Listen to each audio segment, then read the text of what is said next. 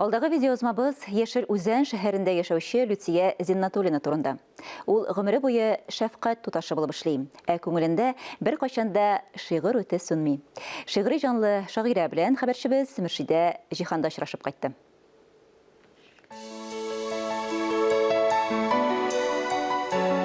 Çiçekler bilen сөйләшәм. Çiçek кенә түгел, һәрбер үскән үләнме, үскән мин һәрбер помидорлар белән дә сөйләшәм, мин кыярлар белән дә сөйләшәм. Мин сөйләшергә яратам, һәр нәрсә белән, һәркем белән. Çiçekler белән сөйләшәм. Алар миңа ничектер җавап бирәләр шикелле, кыймылдап куйганнар шикелле.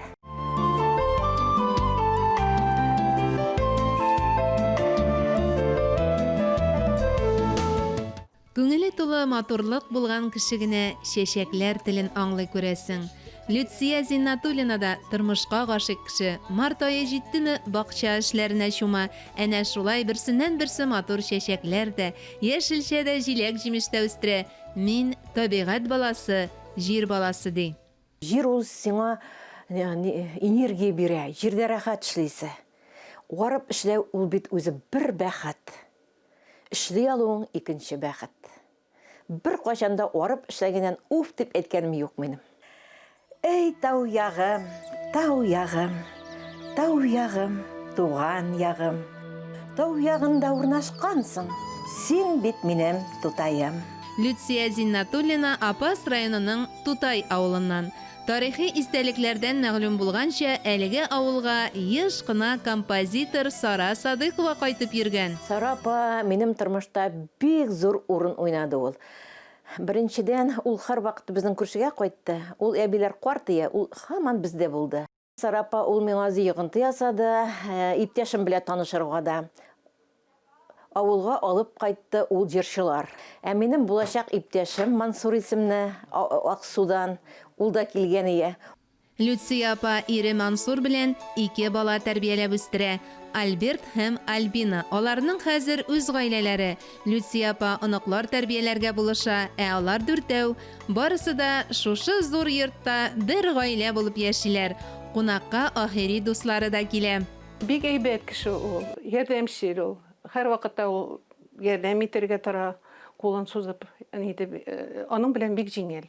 Һаман без аның белән татулыкта бергә очрашып, бергә сөйләшеп, киңәшләшеп яшибез. Гомер буе бергә эшләсәк тә, шигырь язганын белмәгән идем. Бер вакыт укып күрсәтте дә, шаккаттым ди дусты Розалия. Беренче шигырьләремне мин 1нче класста язган идем. 1-2 шигырь.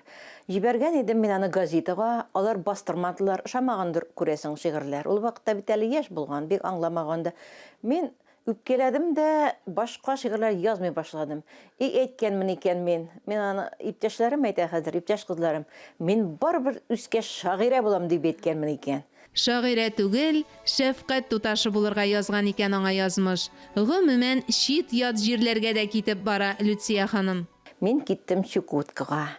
Чукоткада 7 ел торып кайтканнан соң кайттык Яшел Үзәнгә, менә үй алып 43 ел инде Яшел Үзәндә яшәп ятам балалар белән бергә. Бүген йоклый алмагачтын, чыктым төндә бакчага.